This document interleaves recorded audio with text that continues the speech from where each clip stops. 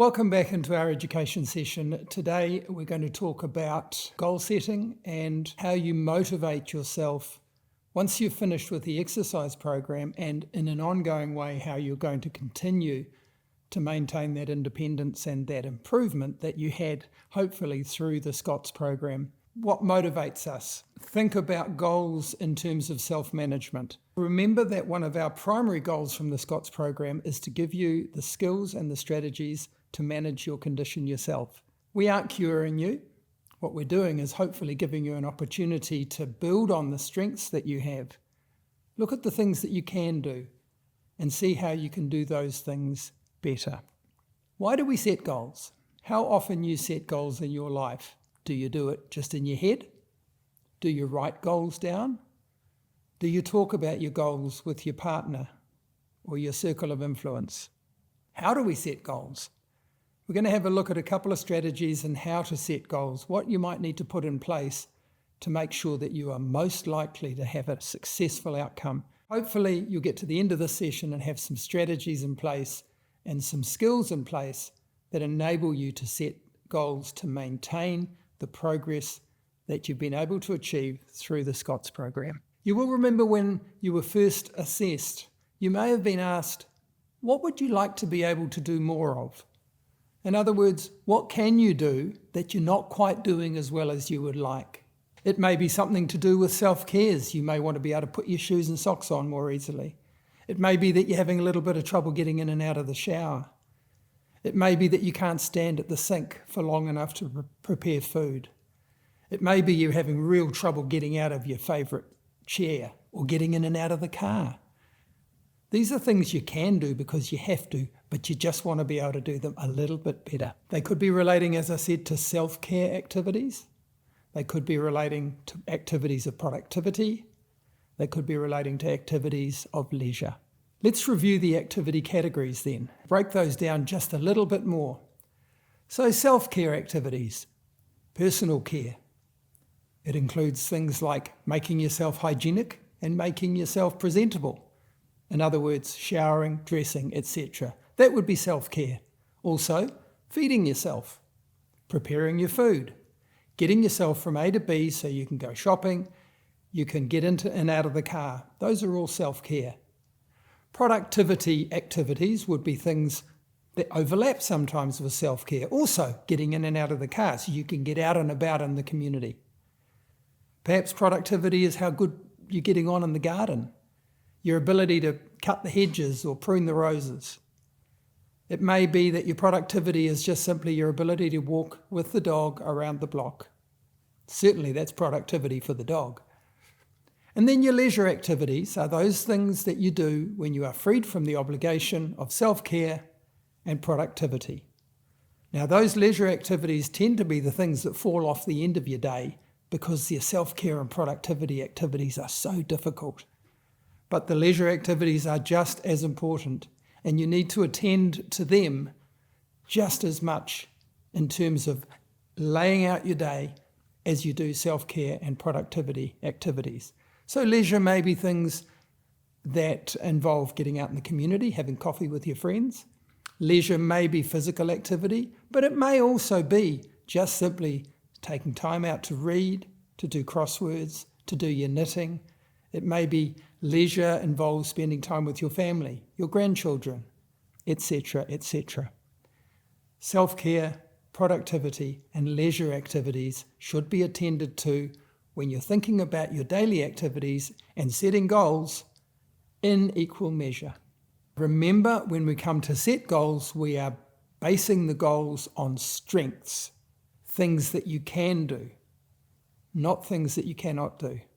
You no longer have the joint or the muscle or the tendon or the musculoskeletal component that you used to have. It's part of aging, degenerative change, whether it's our hair or our eyes or our skin. It's the same in our joints and in our musculoskeletal system. And so we need to make sure that we have strategies in place that we can maximize what we have. You may never run a marathon again. You probably can't run 100 meters in 15 seconds anymore. It may be that you can't manage the 3 flights of stairs. Any of those things, maybe you just will never be able to do again, and that's okay. What can you do? Let's think about that when we're setting goals, and that way our goals are more likely to be achievable, and we're going to be setting ourselves up for success. You need to understand recalibration. We no longer have what we used to have. So what we need to do is accept that, understand the pathology that's going on, and set realistic goals accordingly. So where we used to be a thoroughbred, maybe now we're just a donkey.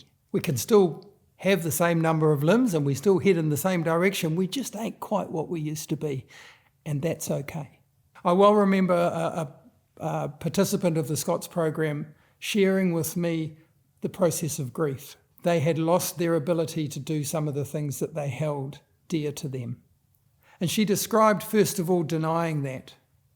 That can't happen to me. I'm too young for that. And then she got angry and she said, well, that's not fair. Why is this happening to me? And then she started bargaining. Well, maybe if I do this, or I wear this, or I use this, maybe my problem will go away. And she said to me, it wasn't until she accepted that she had a condition that was not going to be cured that she could finally move ahead and do something about it that was positive and meaningful for her and sustainable. She realised she wasn't a thoroughbred anymore. She didn't describe herself as an ass, but you know what I mean. We're talking about the difference between a thoroughbred and a donkey. And that's a really, really important component of you understanding yourselves and where you currently are. So the road to independence is something that takes that recalibration. You'll remember we talked about that at the start. Not only that, we need to make sure we've got good support in place. What does good support look like? It looks like somebody who for you is a tailwind, not a headwind. It doesn't have to be a person, of course. Support could be a non-human resource. It may be that you need a walking stick. It may be that you need a sockies to help you pull your sock on. It may be that you need raised gardens now, or you need to lower your washing line so you can reach to hang your clothes out. In terms of what to expect for support, what we would anticipate is not only do you accept support graciously, but you also ask the person supporting you, how's your day? How are things going for you? And that way you build a relationship that means that you'll be there for each other when you need to be. And the third part of the road to independence is motivation. These particular vegetables that you see in front of you, they came from our garden. Really important to me, part of my intrinsic nature is being out and about, being outside, being in the garden, planting things, seeing them grow, harvesting them. Things that would impede upon my ability to do that are things that I would want to try to do something about, try to eliminate. What can I do in the garden? Well, I can do some things, I can't do other things. So the things that I can do, I build on. So hopefully we end up with nice broccoli and nice zucchini and a few potatoes. What is important to you? As Roy Disney said, it's not hard to make decisions once you know what your values are. So I want you to take time now to have a think about what rocks your boat. What makes you happy? Not what other people say to you, not what other people want of you, but what makes you happy.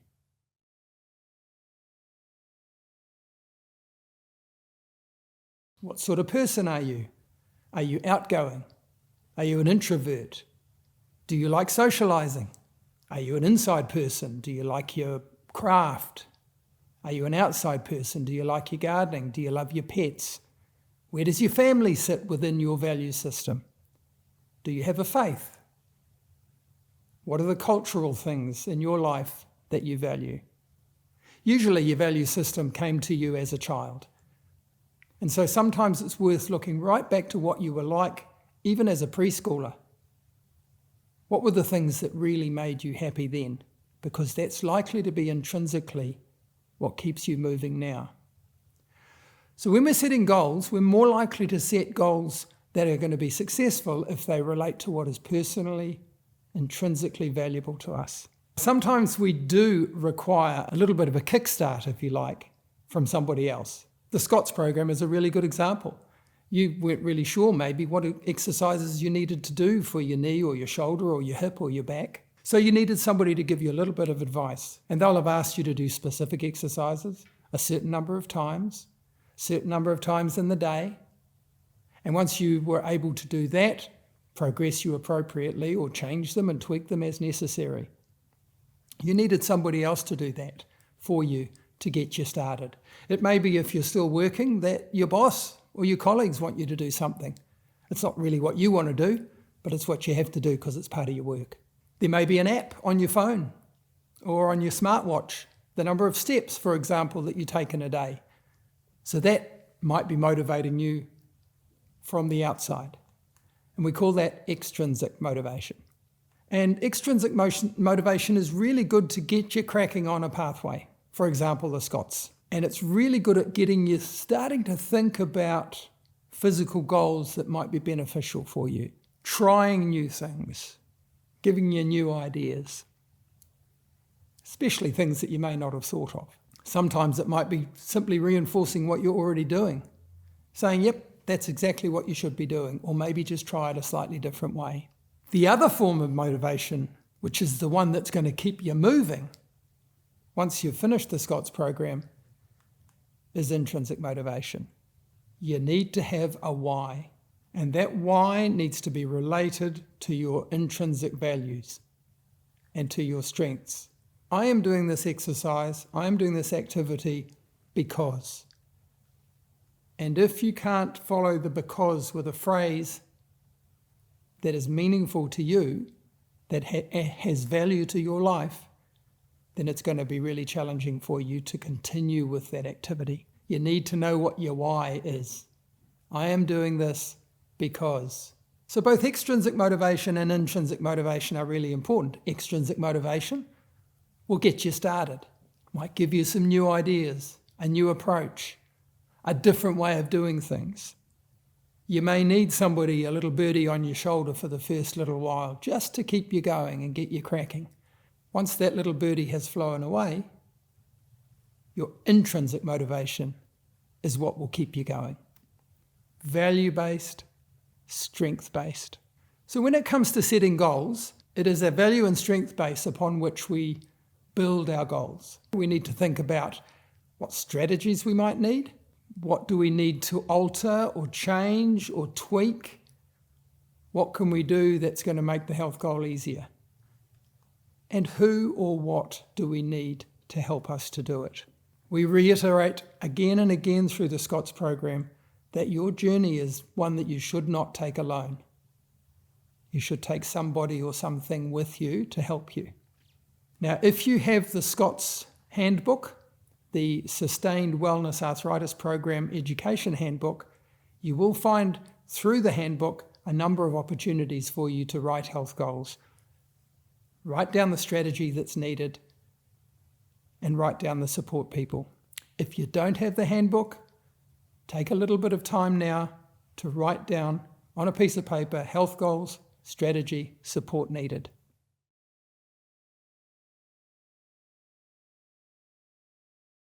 Set yourself up to succeed. Your goals need to be related, as I say, to what's important to you, which therefore will mean that you're most likely to pursue whatever action you need to get to that goal. And one of the ways that we can do that is to be smart about our goals. SMART is an acronym, and it stands for being as specific as possible, making sure that your goals are measurable, ensuring that your goal is achievable, and the R is for realistic. And where possible, your goal should have a time frame on it. It could be related to self-cares, it could be related to productivity, it could be related to leisure. And you remember, all three of those things are just as important as each other. Have a go at writing a goal and then apply the SMART acronym to it. Is your goal specific? In other words, if somebody else were to read it, Would they know what you were talking about? Is your goal measurable? In other words, do you know when you've achieved it or not? Is it achievable? Or is it pie in the sky? Is it realistic? Maybe you'll never climb to the top of Mount Everest. But perhaps you could manage a slight slope between two lampposts on your street. And then you think about giving yourself a time frame. I want to be able to achieve this within 2 months, within 2 weeks, within 10 years. Usually the shorter the time frame, the easier it is to then come back and address your goal as to whether you've achieved it or not. So don't be too ambitious with the time frames. Good goals. Focus on your strengths. You own your goals, not anybody else. Now, it may be that there's an overall target, an overall overarching goal. For example, I want to be able to spend more time with my grandchildren. And it could be that we need to think about what resources we need to be made available for us to help that. Extrinsically to start with, and then based on our intrinsic value system. The key to having an overall goal is that you break it down into its component parts. So in this picture you see both people trying to achieve the clouds, if you like. Now the person on the left has set very, very small achievable goals, which are realistic. They've broken down their big goal into lots of small steps. The person on the right hasn't broken their goals down, and they can't even reach the first step. So they're still languishing where they started. So take the person who wants to spend more time with their grandchildren. That would be the big overarching goal. What do they need to be able to do? They need to be able to bend their knees a little bit more. Perhaps they need to be able to stand for a little bit longer so that they can be on the sideline of a sports field for maybe 10 or 15 or 20 minutes. It may be that the steps up to their grandchildren's house are difficult to manage, so they need to be able to climb steps more easily. Maybe the strategy to put in place is not only to do the Scots program and to be stronger, but maybe they need to have a handrail put in on the steps. Maybe that's a non-human resource that they need to think about. They need to have a little bit more balance so that when the children who are 4 or 5 years old change direction quickly, the Scots participant doesn't end up falling over. The overarching goal is to spend more time, more quality time with grandchildren. And in order to do that, they need strategies and exercises in place to improve their balance, make it easier to stand in one place for a long period of time, to walk up and down steps to access, to be able to bend their knees so that they can pick the children up. We all want to be the person on the left. We don't really want to be the person on the right. And all of this relates to your intrinsic motivation. How wonderful to spend time with your family because your body enables you to do it more easily. Isn't it great for me to be able to spend more time in my garden because I've set it up so that it's easier for me to access? So I've got a program in place that is responding to my intrinsic motivation as a social person, for example, as a grandfather, for example, as a gardener. I was started off with the program. Extrinsic motivation helped me with that. Somebody told me what to do, how to get started. I have an app on my phone that counts my steps. That's useful, but it's not really intrinsically motivating me. As far as our body is concerned, our vehicle is different now. So instead of being an Audi A5, we're in a very small vehicle that feels like it's going uphill all the time. It still gets there though, and we just have to make sure that we are recalibrating our expectations, resetting our expectations, recalibration, understanding our pathology, understanding what we need to help us to get to a different place to where we are now, based on our strengths, based on our intrinsic values. We're going in the same direction, we're just taking a slightly different path. Understand your pathology and control the things that we can control. Can we control our pain relief? Can we control the pace at which we do things? Can we control the nutrition? If you have a choice, make an informed choice. So hopefully, as far as motivation is concerned, as far as goal setting is concerned, you have a little bit more understanding now of how you can be independently managing yourself into the future. Now, who knows what's going to be happening 2 or 3 or 4 years down the track? Maybe that's the time that you need reassessment. Looking at your situation again. Your pathology may well have changed. It may well have progressed. That is what happens as we get older. So all the time you're setting your goals. You're resetting your goals. You have to go back and revisit them again and again to make sure that they are still relevant to your current situation. What support do you need? Always look for support and always graciously accept it. Sometimes receiving help isn't easy, particularly if we've been really independent for years and years. Receiving help doesn't mean that you haven't been successful. It just means that you are successfully looking forward to how you can maintain your independence. So the Southern Community Orthopaedic Triage Service, also known as Scots, has a single main aim of managing your condition independently. Hopefully, you have some of those skills in front of you now. Best of luck.